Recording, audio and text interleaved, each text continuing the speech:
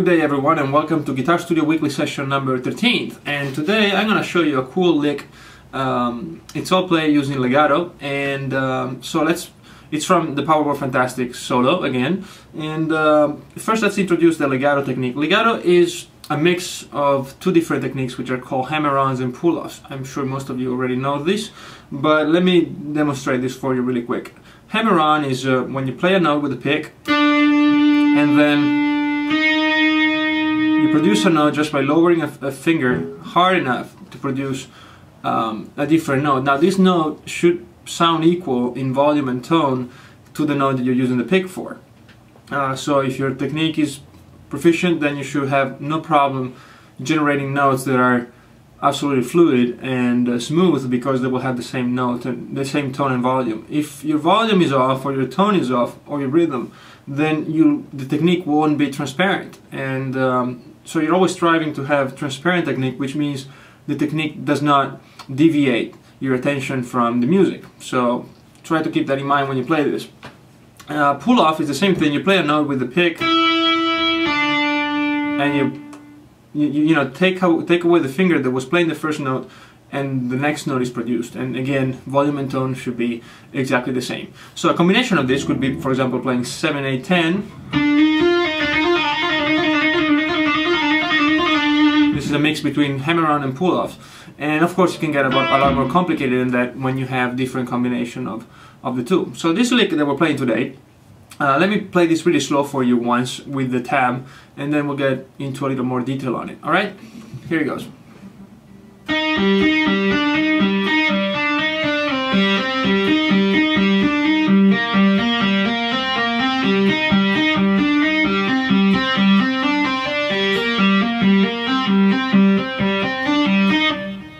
Okay, so as you can see, it's an alternation between fretted notes and open string G. Alright, and this scale is actually a G minor scale, but because we're playing on top of C minor, it becomes a C Dorian.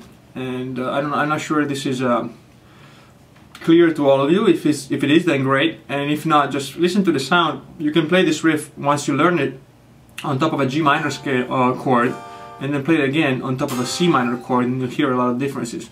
And the difference is only in the harmony that is created by the chord. And so this is actually C Dorian. Now the other thing you might want to check out is the alternation between fretted notes and the open string, the pedal note G. So we're not doing this, you know, the whole time, because then it gets really predictable and there is no rhythm to it. You still get you know, really squared rhythmic value to it. And so what you want to do is actually create variations by using the pedal note in a different way. So you might have the melody that moves, sometimes alternating 1 and 1, and then sometimes playing 2, 3, 4 notes without the pedal note showing up. Alright, so let's play. If you hear the slow version that I played before, you don't really notice this alternation between open string and fretted notes, because the notes are played so slow that your ear actually registers all of them as separate.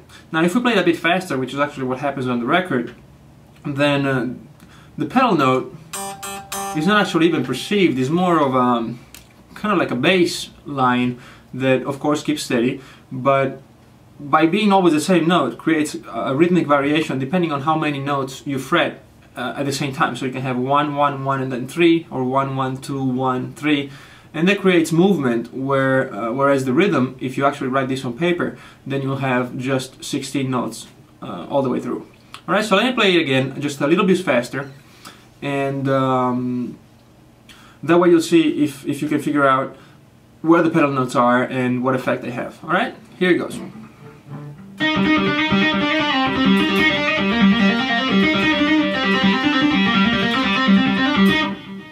Right, so you should actually have noticed a lot more rhythm in this. And the last thing you want to check out is the effect that it has depending on what chord you play on top of it or underneath it.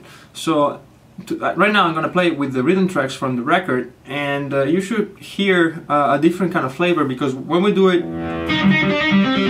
without any rhythm tracks, your ear actually registers the open string as the tonality, but it's not. It's not a song in G, it's in C. Therefore, you should get a different feel if I play on top of the C chord. Alright, so let me play with the rhythm track for you in C, and that way you should hear the C Dorian coming up.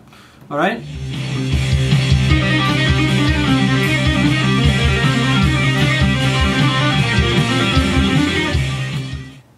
Alright, so that should clear up the questions you might have regarding the sound of the modes when you play on top of chords.